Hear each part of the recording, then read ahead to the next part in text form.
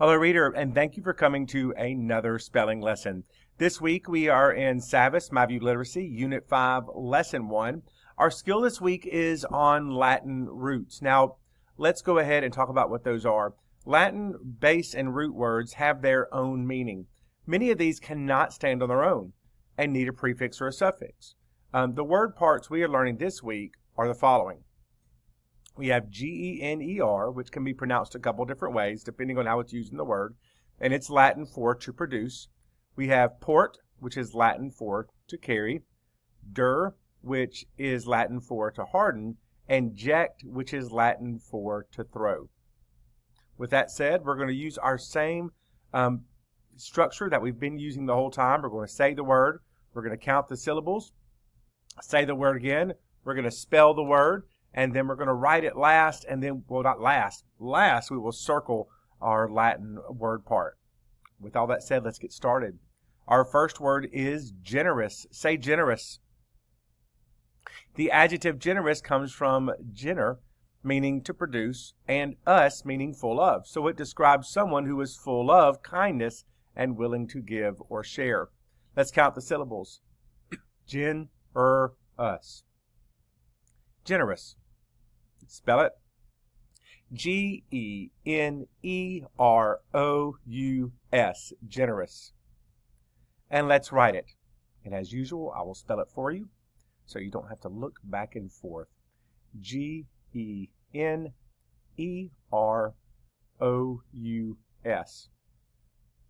And what's the Latin part? Gener, that's right. Circle that.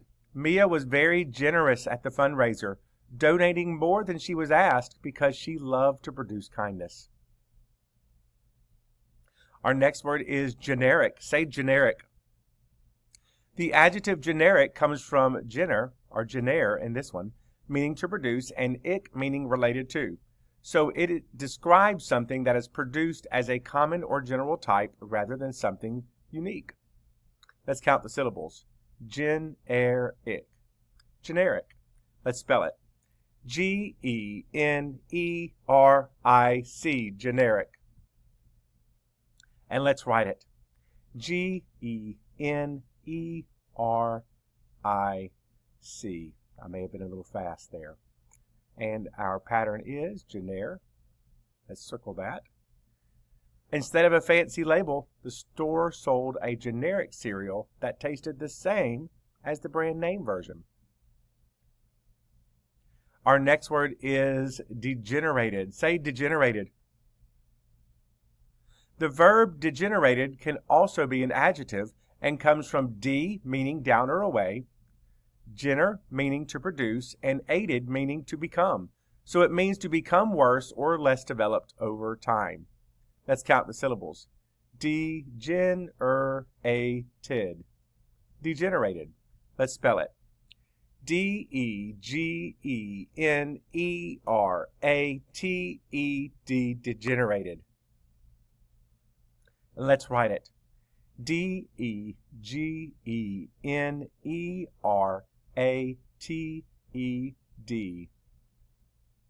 You see the pattern? We have gener in the middle this time. So over many years of neglect, the old mansion degenerated into a crumbling building with broken windows. The next word is general. Say general.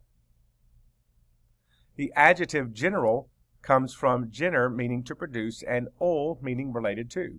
So it describes something that applies broadly to a group rather than being specific. It's a group of things that are produced.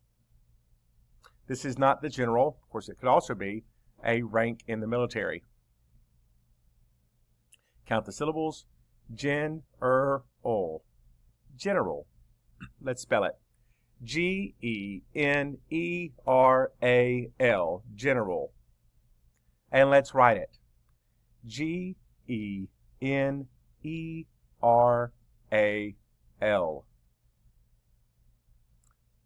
Let's circle gener again.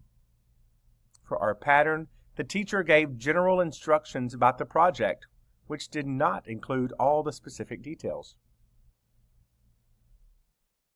Our next word is generalization. Say generalization. The noun generalization comes from gener, meaning to produce, ol, meaning related to, ization, meaning the process of. So it refers to the process of producing a broad statement based on a few examples. That's a lot to say. Let's count the syllables. Generalization. Generalization. Let's write it or spell it. Generalization.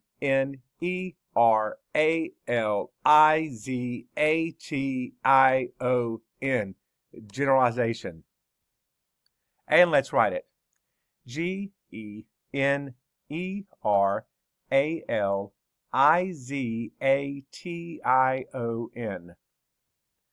And let's circle our pattern again. Gener. Saying that all dogs love to play fetch is a generalization because it is based on only a few experiences. Our next word is portable. Say portable. The adjective portable comes from port, meaning to carry, and able, meaning able to be. So it describes something that is able to be carried easily. Let's count the syllables.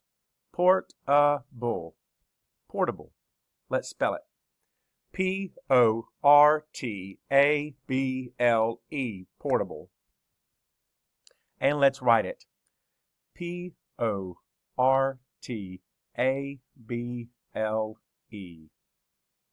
You see the word part?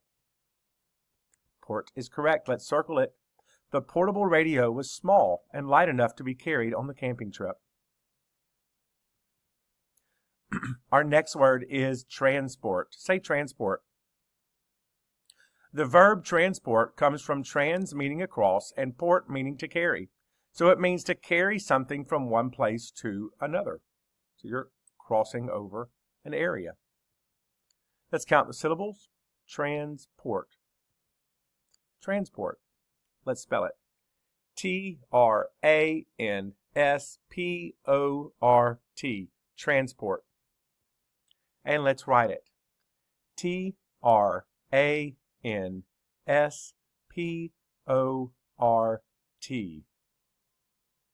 you find the pattern? Or the word part? Port. It's at the end this time. Large trucks transport food from farms to grocery stores across the country. Our next word is comport. Say comport. The verb comport comes from com, meaning together, and port, meaning to carry. So it means to carry oneself or behave in a proper manner. In other words, you're carrying it together, you're keeping it together. Let's count the syllables. Comport. Comport. Let's spell it. C-O-M-P-O-R-T. Comport. And let's write it. C-O-M-P-O-R-T.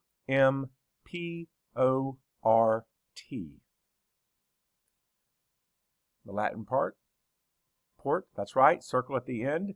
During the ceremony, all the students were expected to comport themselves with respect and quiet attention. Our next word is passport. Say passport. The noun passport comes from pass, meaning to go through, and port, meaning to carry.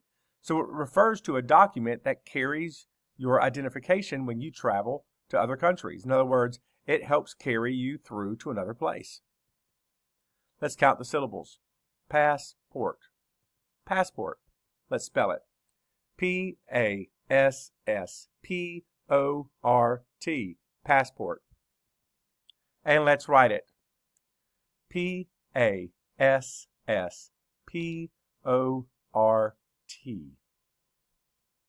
And the pattern? Port it is again. Circle it. Before her trip to Europe, Julia made sure her passport was up to date so she could pass through customs easily. Our next word is rapport. Say rapport. Notice that T is silent this time. The noun rapport comes from re, meaning again, and port, meaning to carry. So it refers to a relationship that carries mutual understanding and trust. So if you get along really well with somebody, you have a good rapport. Let's count the syllables. Rapport. Rapport. Let's spell it. R-A-P-P-O-R-T. Rapport. And let's write it. R-A-P-P-O-R-T. And the pattern again? It's at the end again. That's correct. The coach built a strong rapport with the team, making everyone feel comfortable and motivated. Our next word is duration. Say duration. The noun duration comes from dur, meaning to harden, here extended to mean to last, and ation, meaning the process of. So it refers to the process or length of time that something lasts. Count the syllables. Duration. Duration. Let's spell it. D-U-R-A-T-I-O-N. Duration. And let's write it. D-U-R-A-T-I-O-N.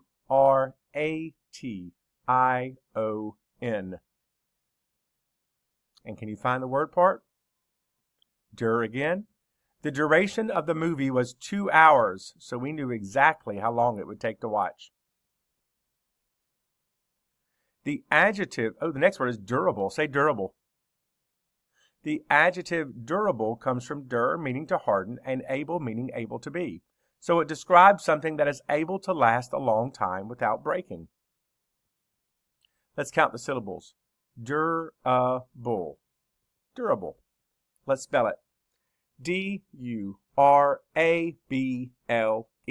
Durable. And let's write it. D-U-R-A-B-L-E.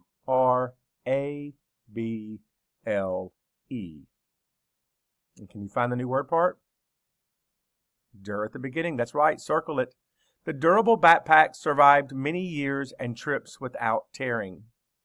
Now, I think we can see that, just like we said on duration, that dur can mean to last, not just to harden.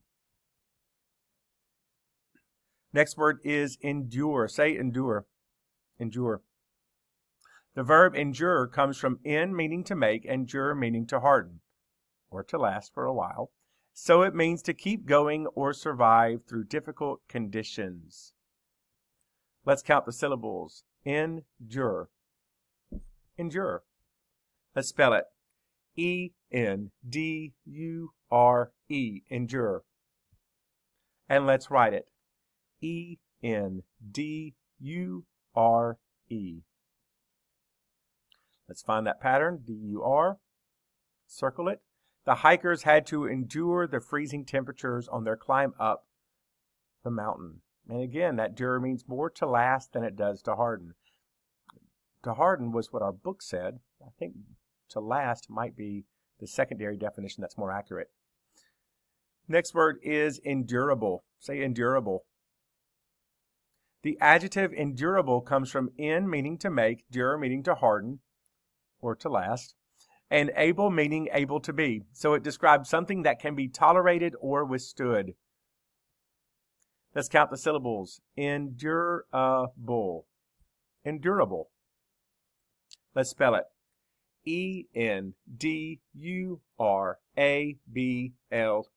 Endurable. And let's write it. E-N-D-U-R-A-B-L-E. Circle that pattern endure at the very middle this time. The long bus ride was endurable because the students played games and listened to music. Our next word is endurance. Say endurance. The noun endurance comes from en, meaning to make, dur, meaning to harden or to last, and ance, meaning the state of. So it refers to the state of being able to last through difficult situations. Let's count the syllables. Endurance. Endurance. Let's spell it. E-N-D-U-R-A-N-C-E. Endurance. And let's write it.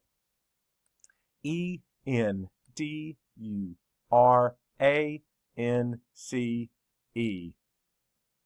Let's find that dur. Let's circle it. The marathon runners showed amazing endurance by finishing the race despite feeling very tired. Our next word is projector. Say projector. The noun projector comes from pro meaning forward and ject meaning to throw. So it refers to a device that throws an image forward onto a screen. Think about a movie projector. Let's count the syllables. Projector. Projector. Let's spell it. Projector. Projector. And let's write it. Projector.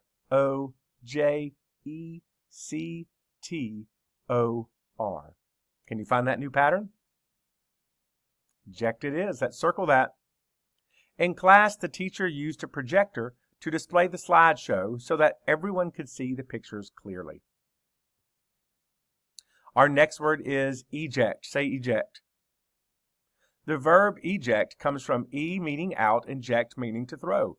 So it means to throw or force something out. Let's count the syllables. Eject. Let's spell it. E-J-E-C-T. Eject. And let's write it. E-J-E-C-T. Can you find that pattern? Word part? Eject it is. That's right. Circle it. The airplane seat had an emergency button to eject the pilot in case of trouble. The next word is ejection. Say ejection. The noun ejection comes from e meaning out, ject meaning to throw, and shun meaning the act of, so it refers to the act of being thrown out. Let's count the syllables. Ejection. Ejection. Let's spell it. E-J-E-C-T-I-O-N. Ejection. And let's write it. E-J-E-C-T-I-O-N.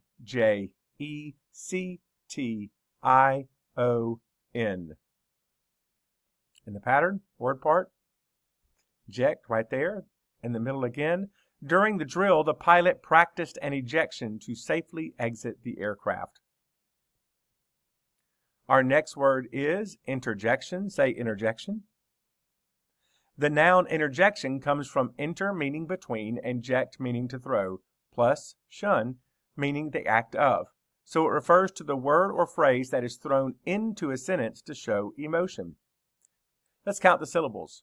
Interjection. Interjection.